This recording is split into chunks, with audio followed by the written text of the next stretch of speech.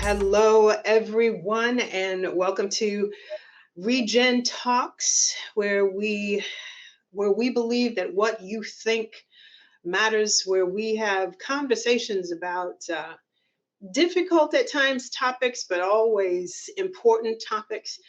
And tonight or today, I have the privilege of engaging with Mrs. Jacque Eatmon, who is an amazing educator. She's a child development specialist. I have known Jacque for years.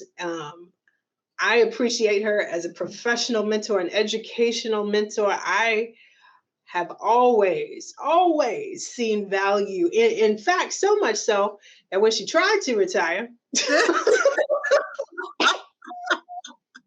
Yeah.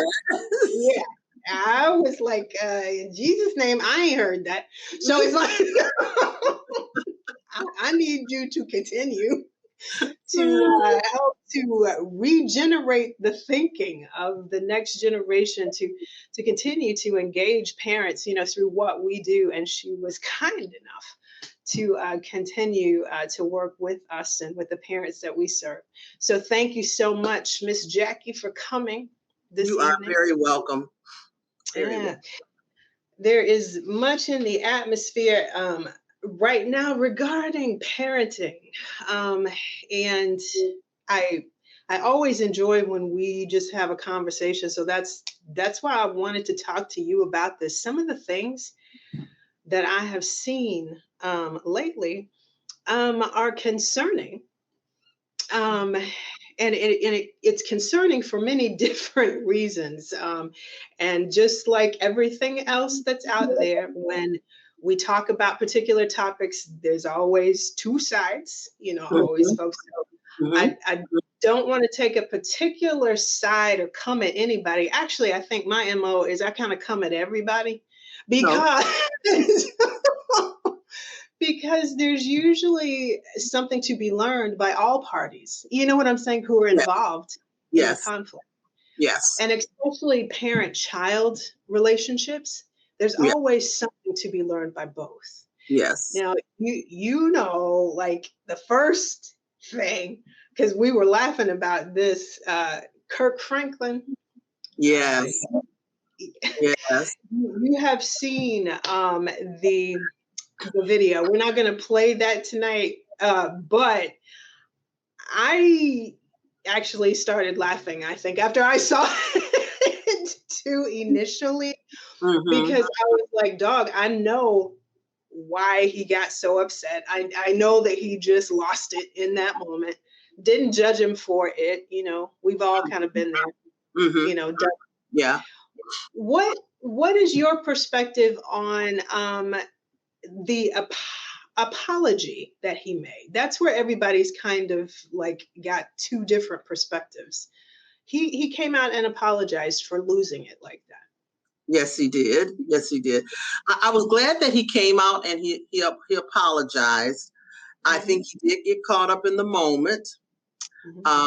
I do say it was unfortunate that that's how he handled the situation. Not just because he's a Christian, but also because he's a parent, whether it's an adult child or a young child. But I do realize he got caught up in the moment. He apologized, but this is what I heard. He apologized to his fans and his audience. He didn't apologize to his son. And and so I'm sure from just listening to a lot of the YouTube videos that I looked at, there's a lot of backstory to this. A lot of backstory to this. So whether he meant not to apologize to his son or not, I'm sure as a Christian, he's going to marinate and try, as he and his wife said, and still try to work the situation out with his son. Yeah, there was his ex-wife, actually Carrie Ann's mother. She had a fantastic interview, actually. And there was one part in particular that I loved because she was being real, she was being transparent, but she was speaking on what parents really want for their children. Can we let that clip if we can?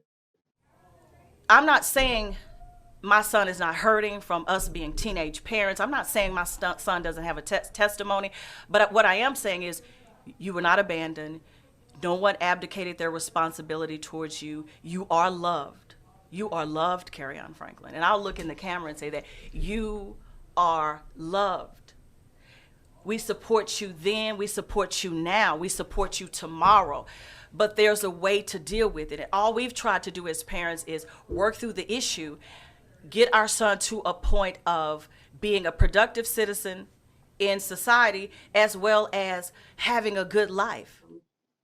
So what she was saying is, that again, it's not that there weren't issues, you know, but as parents, and what she wants and what parents want, of course, is to make sure that we work through those issues, Mm-hmm. you know. Yeah. But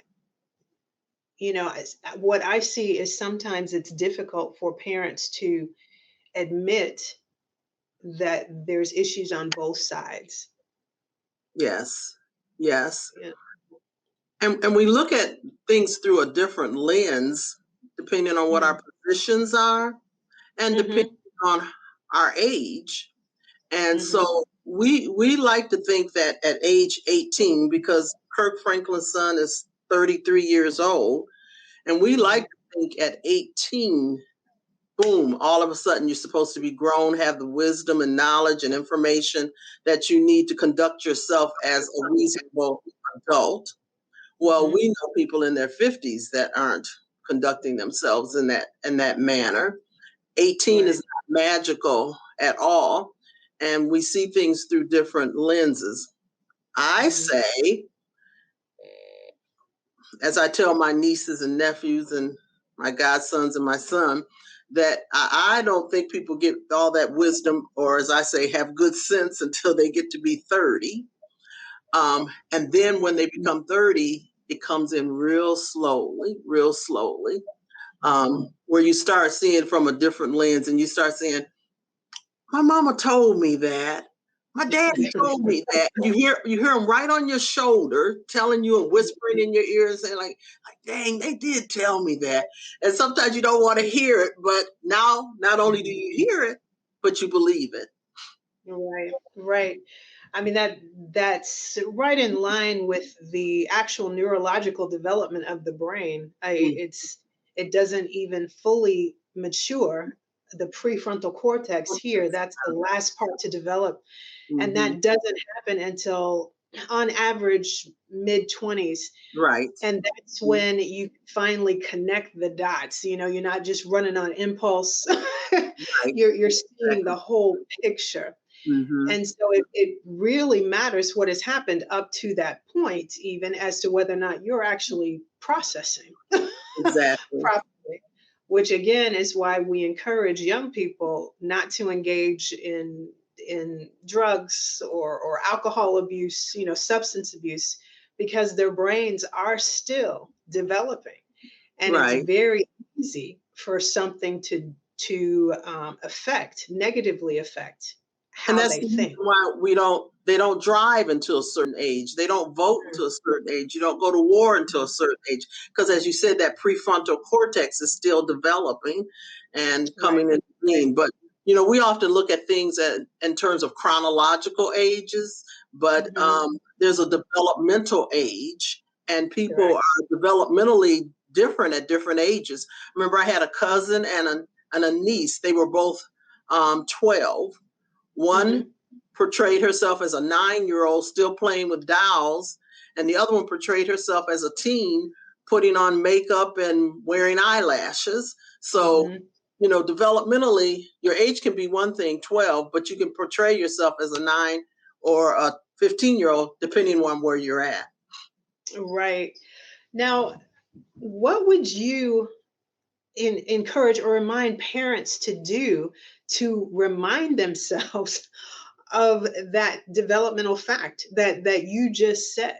It's because sometimes, I mean, it's great to have expectations Mhm. and to want your children to develop, but sometimes, um, do you think our expectations or our yeah, maybe our expectations are beyond what is possible at a certain time in a child's life, and there's nothing wrong with that.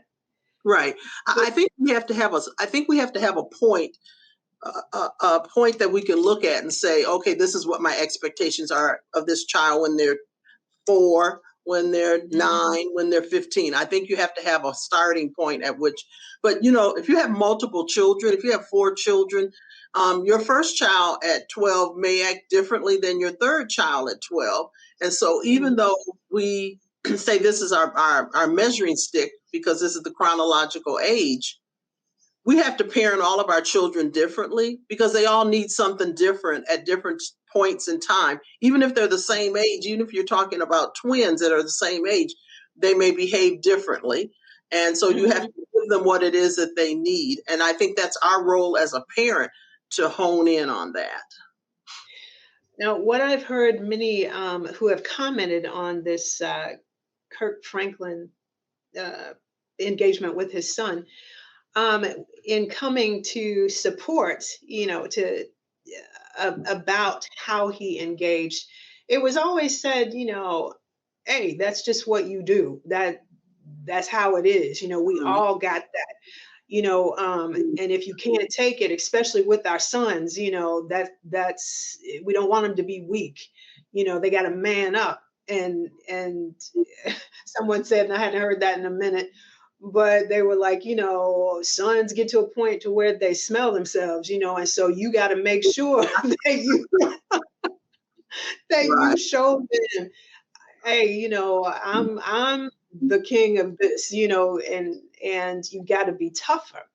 Hmm. um Now, I can remember when I was a teen. I'm not sure it's a gender kind of thing, that it's a male thing only, because I remember feeling that same way. And I think young people, whether male or female, get to a point where they do start to push back.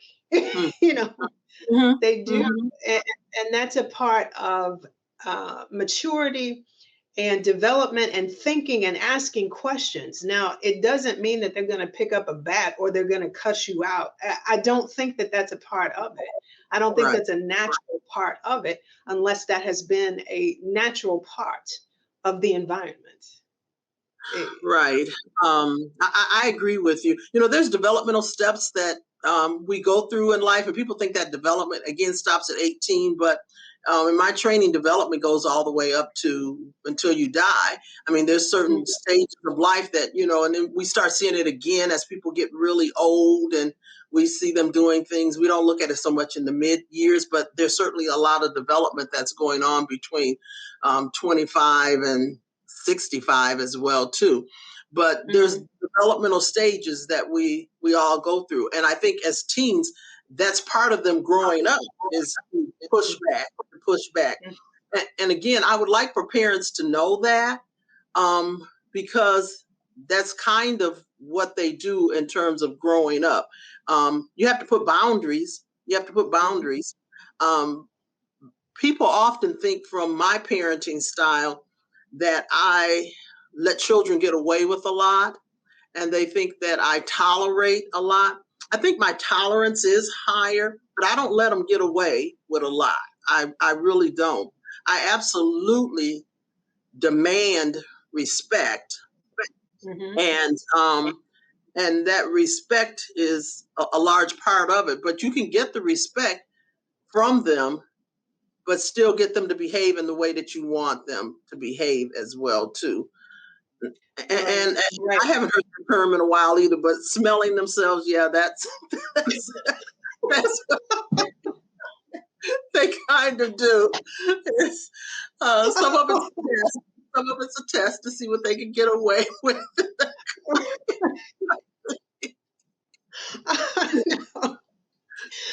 Oh, I know, and it's the same, with my interactions as well. There's never a question of respect, you know, Right. but Right. also um there's not the need to beat them down in order to get it. You Right. know what I'm saying? It Right.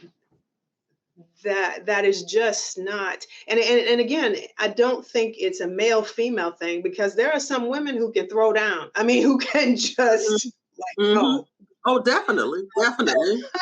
I just recently, maybe in the last 2 months, I seen a post on Facebook that's question, and it must have went all over the country because there was many responses, over 1,000 responses to it.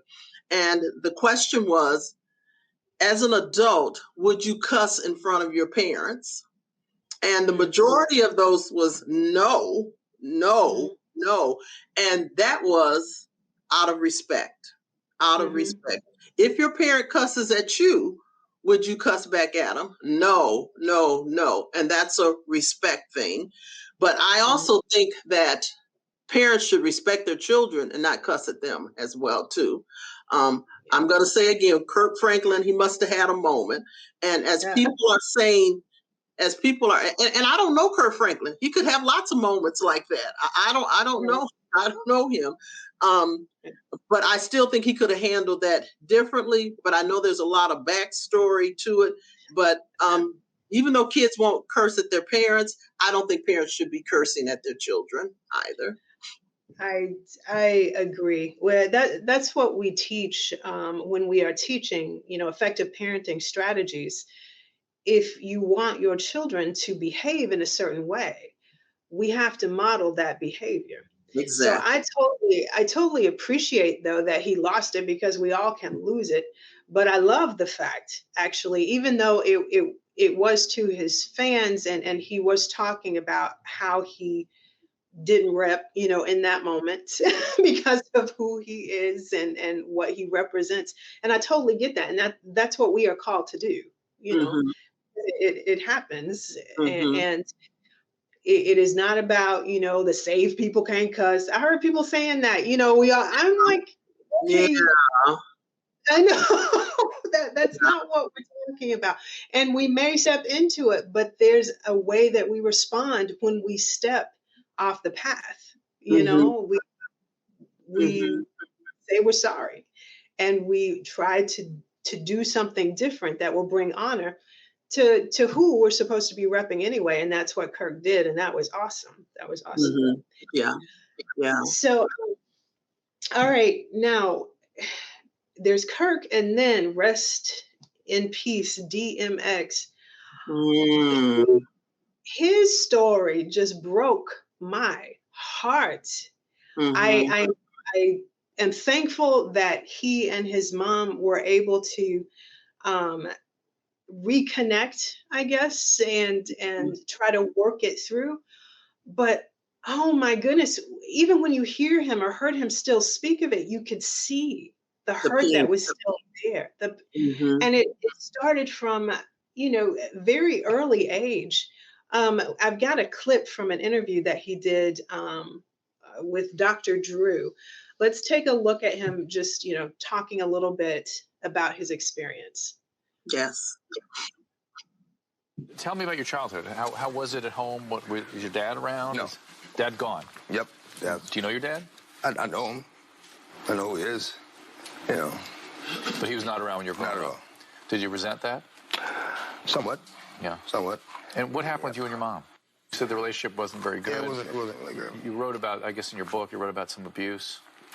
Well, yeah, I think back then everybody got beatings, And to a certain extent, it made me a better person. Although, some were a little extreme.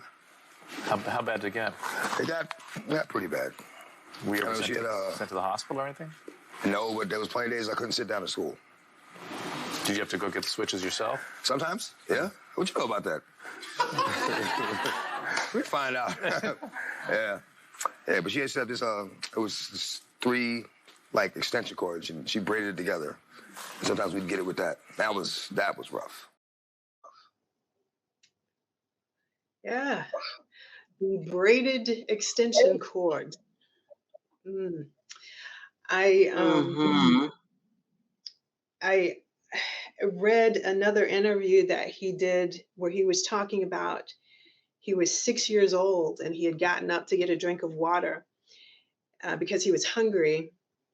And he saw a notebook that was laying on the table that belonged to his mom. And he started reading it, and he saw something that wasn't correct, at 6 years old. So he erased it in the notebook. And she actually, that was the beating where he lost two teeth, you know, Whoa.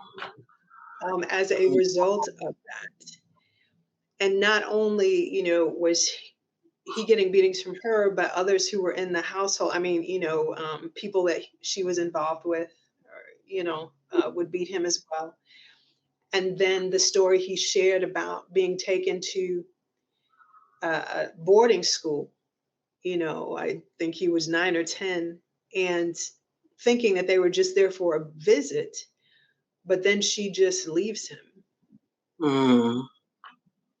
So you have to wonder what her childhood was like too, that she would get so upset about and to not, I mean, one of the things, my husband and I were talking about this as I was looking at some of these videos and getting ready for this, that home is supposed to be your safe haven. Mhm. That's supposed to be your safe place to fall. And again, children haven't been here that long, 3 years, 4 years. You always got a lot of 8 years on them. And you're supposed to always be teaching, always be teaching. And to use a braided extension cord, to use a switch, that's a form of punishment. Discipline is a form of teaching, like the disciples, they taught. Discipline is a form of teaching. Children haven't been here, and that's our job, is to train them, to teach them, to coach them. And so home should be your safe haven. That's where somebody can let me make the mistakes and then teach me to do something different for when I go out in the world and the world isn't as forgiving as home should be. Home should be your soft place to fall. Exactly. We talk about that when we teach about the difference between discipline and punishment. There is a definite difference between that. Discipline teaches you what to do. Right. Punishment is always focusing on what you better not do. You know.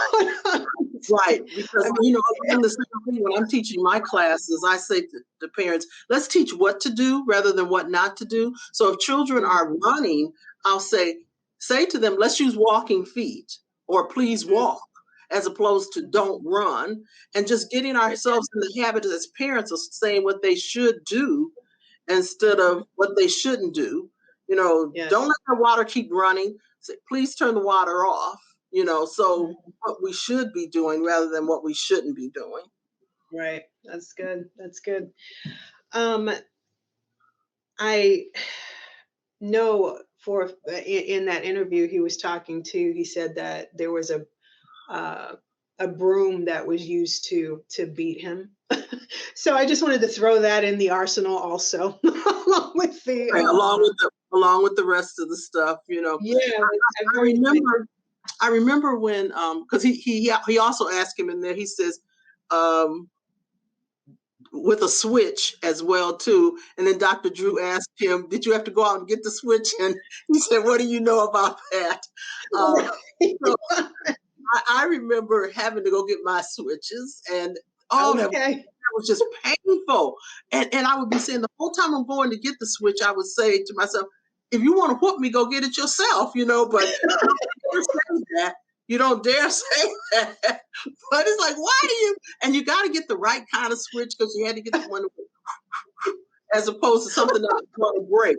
But I remember my nieces and my nieces and I, three of us, we said I was in the 4th grade, and I said to them, we don't have to keep getting whoopings. Let's be good. Let's be good. Let's do a good job. Do what they want us to do.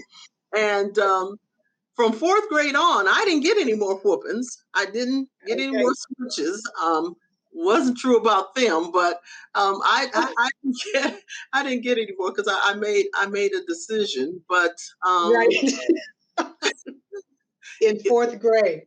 I love it. I love it. What do you think about the statement? Because I've heard people say that too, when they go through hardships. He was talking about the beatings and the abuse, but I've heard people say, well, it made me better.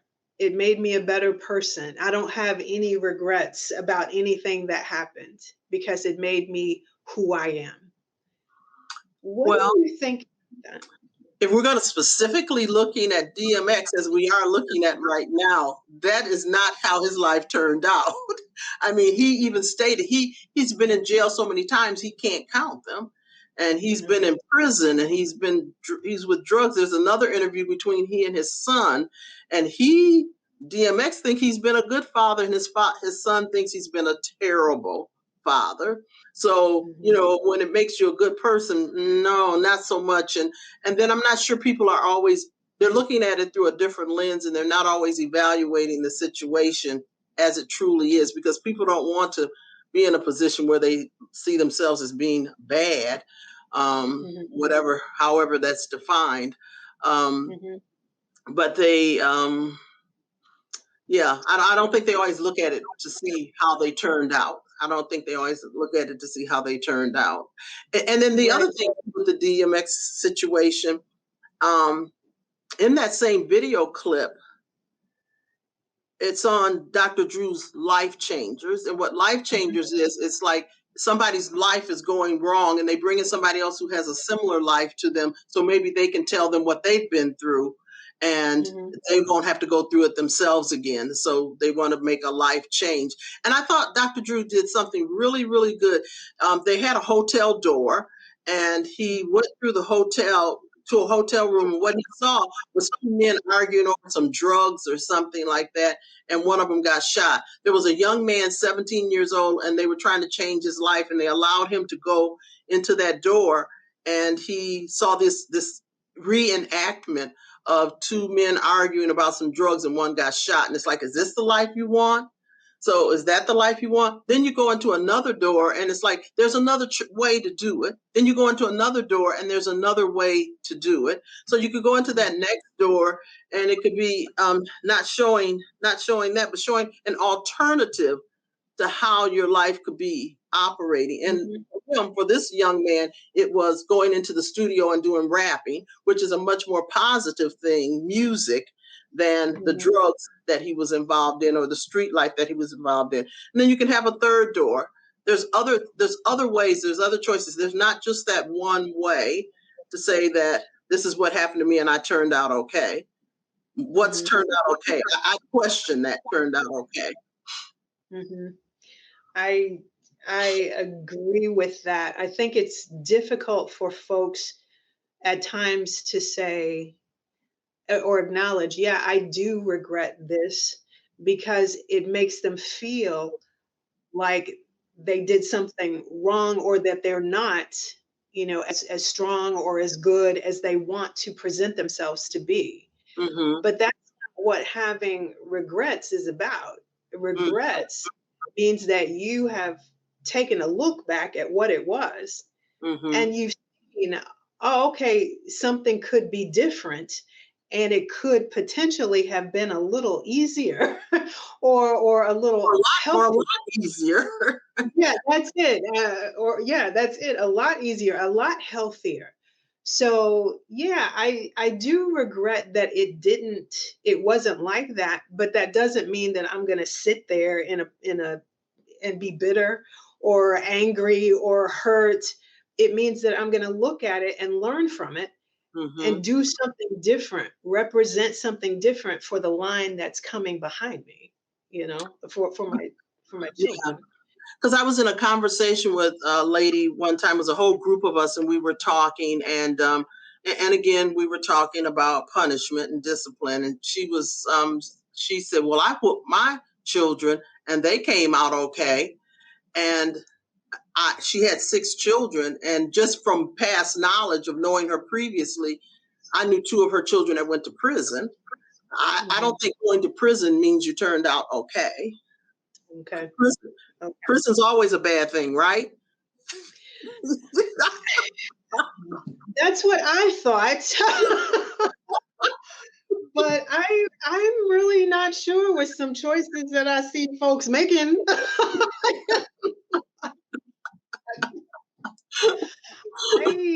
Yeah. So all right, so with that, all right, let's move to a childhood, I guess, where it's more about not struggling, as far as monetarily goes, but this is a situation with Brian McKnight. Okay. Mm-hmm. Apparently, with his grown, son and daughter, as well, there's some hurt that's there. Mm-hmm. Okay. And again, it wasn't like they were struggling. I've got a clip, not from the son or the daughter, but from Brian McKnight's response as he was addressing what had happened. Can we take a look at that? I've never missed a day of child support. I've never done anything adverse to my children whatsoever. I've always been there. I've always been there with advice, whether they took it or not. I've always been the sounding board, and I've always been the one that tried to help them achieve whatever dreams they were wanting to reach out for. I guess one of my only faults is that I gave my children everything that I didn't have in the hopes that they would appreciate it, because I know how much I would have appreciated it when I was their age. Okay. A little further into it, you hear the word entitled or entitlement come up as this is an issue. Now, with his children, he feels that they feel entitled. And that when he did put up boundaries and tell them, okay, this is the last year, that I'm going to be writing checks. You guys need to walk this out, get some jobs, show me something. At the end of that time, it wasn't accomplished. So he was like, okay, that's it.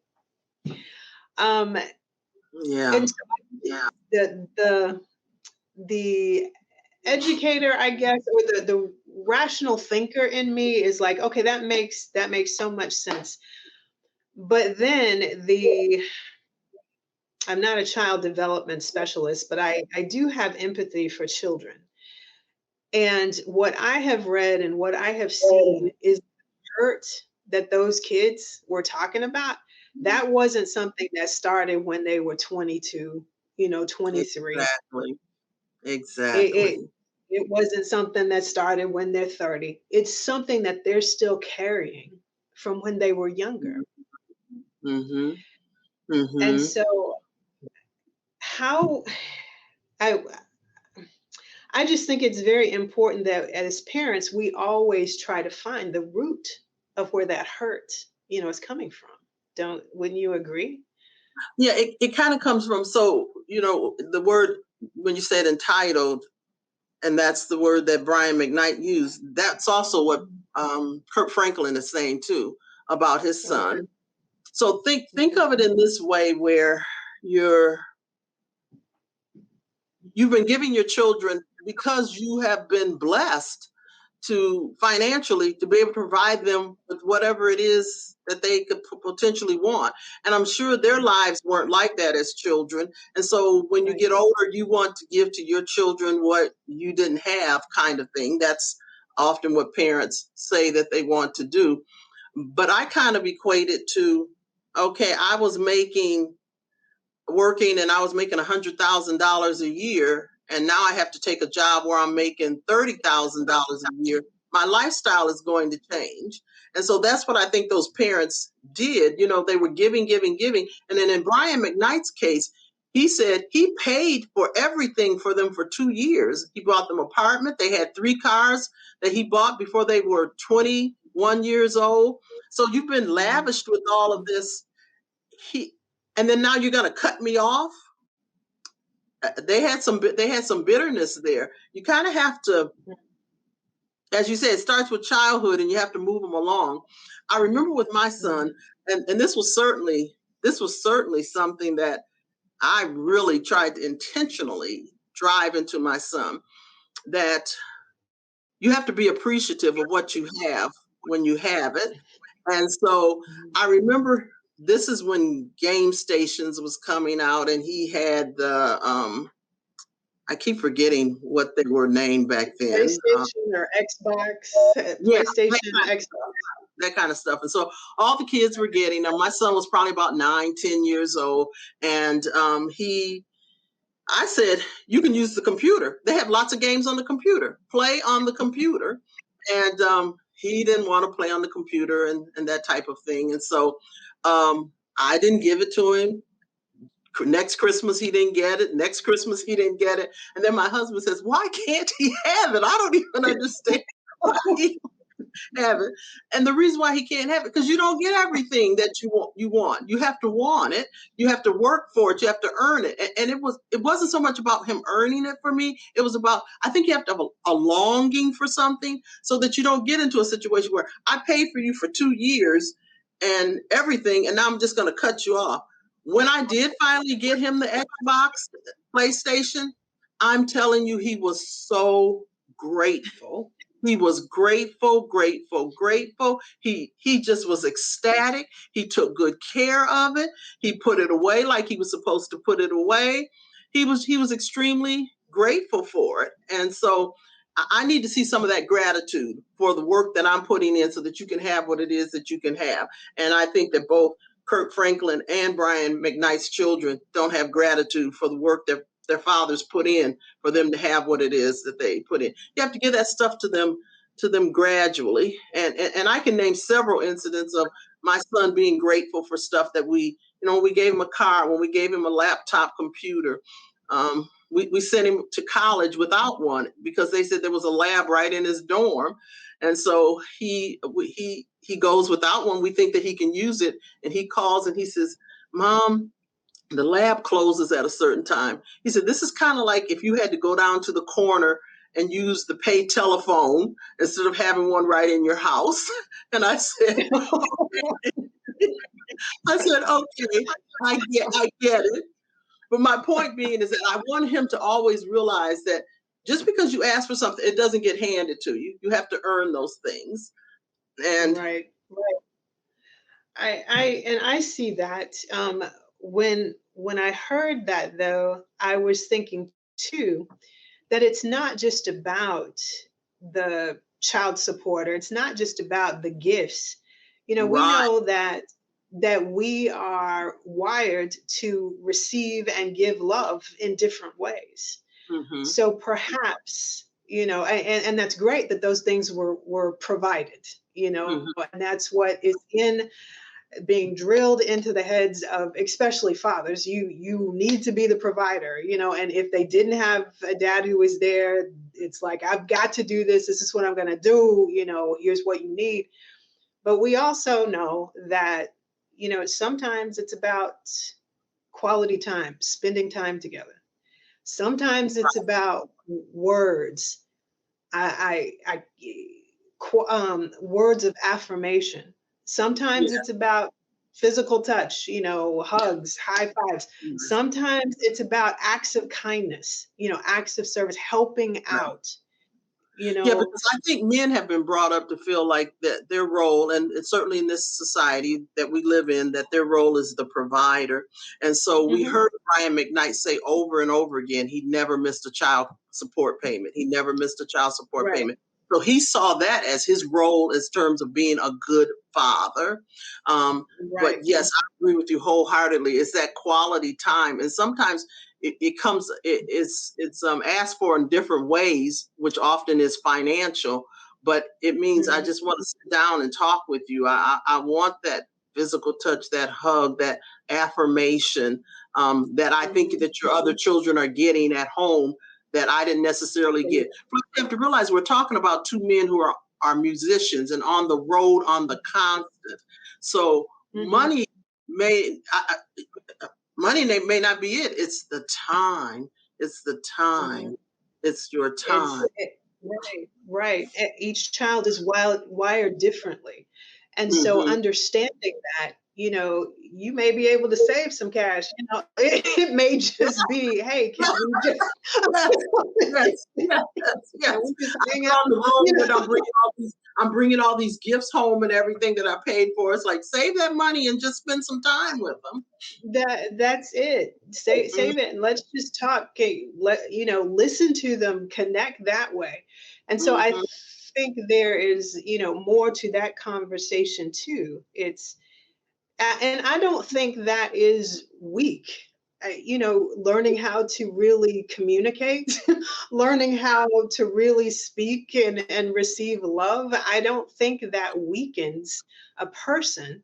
No. Instead of taking a posture of, no, this is what I've done. I didn't have to do this for you, and I did it.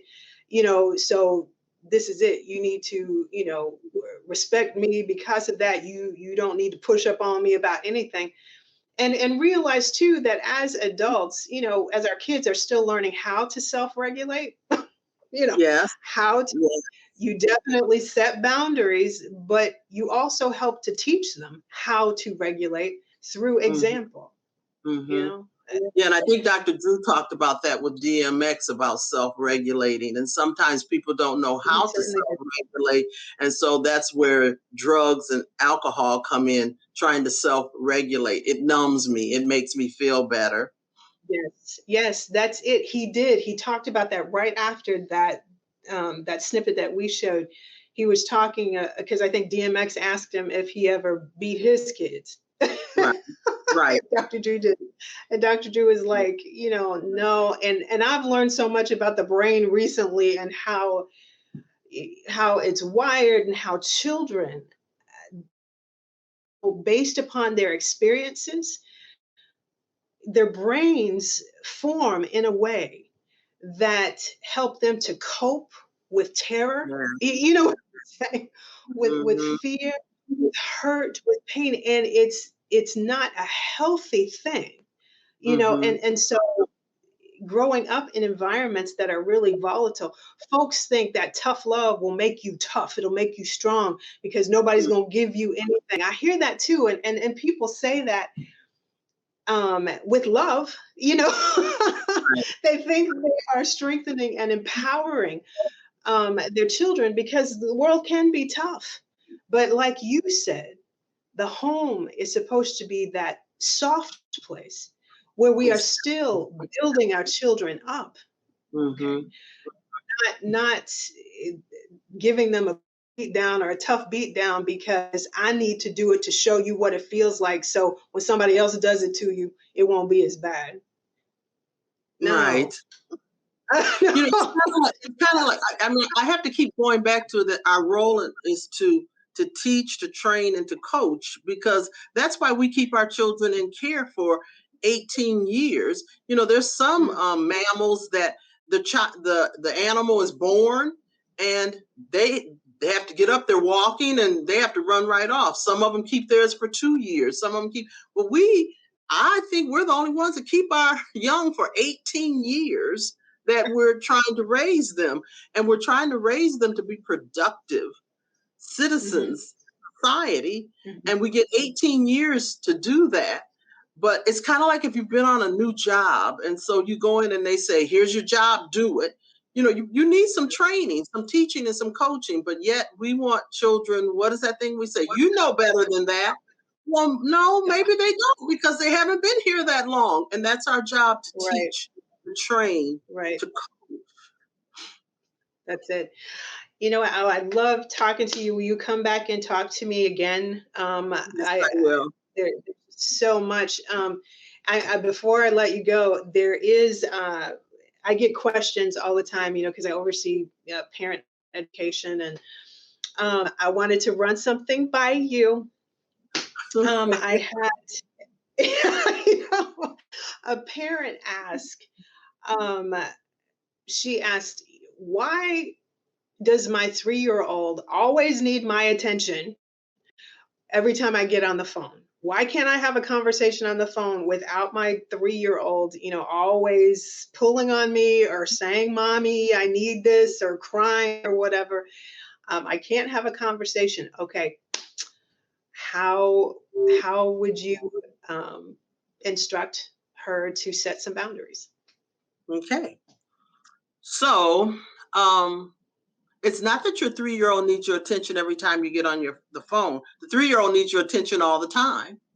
And so if you kind of look back and reflect on that, they're always asking for your attention. They're always pulling. You hear some parents, I can't go to the bathroom by myself, because they need your attention all the time. I'm trying to cook. They need your attention all the time. So this parent is asking for specifically when they're on the phone. They just need your attention all the time. So what the boundaries I would put up and this goes into that explanation. I always think an explanation is good because we're supposed to be teaching.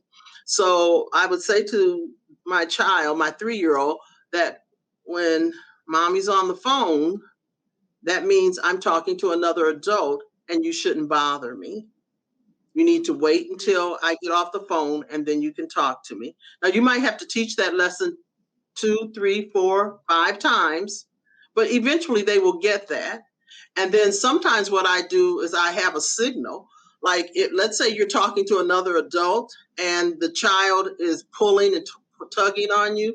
Well, I used to tell the parents to set up a signal. And so I used to tell them just use 2 fingers and point down at the child. And those 2 fingers said, I'm talking to an adult right now. This is an important conversation, and I'll be with you in 2 minutes. You want it to be 3 minutes, you do 3 fingers, 3 minutes. Mm-hmm. But then you have to stop talking to that adult and get with them in 3 minutes, because otherwise they won't trust you. So you have some kind of a signal. And so the signal for being on the phone is when the phone is at my ear, that means I'm talking. This is an important conversation and you need to wait. And you might have to teach that several times. They always want your attention. It's not just on the phone. Right. Thank you so much for answering that. I think we're going to do that. If anyone has questions, I'm going to make this a regular deal, Miss Jackie. Ask Jackie. Ask Auntie. That's it. If it's helpful and it's going to help children, then I'm in. That's awesome. Listen, it's been great. And we will do this again because there's definitely more to talk about. To everyone who is watching, we thank you so much. We hope you got something out of this. And if you have any questions for us, or if you want to connect with us, please check out our social media. It's ReGen Next on Facebook, Regeneration_Next on Instagram. Follow us. Hit us up, DM us with your questions, comment down below, and we will get back to you as soon as we can. We appreciate you. And thanks for watching this edition of ReGen Talks, because what you think matters. Hello, everyone, and thank you for watching ReGen Talks. Whether it's family or friendships or romance, if healthy relationships are important to you, like and subscribe to our channel. You can also connect with us on Instagram at Regeneration_Next and on Facebook at ReGen Next. Or you can visit our website at regennext.com. We'd love to hear from you, because what you think matters.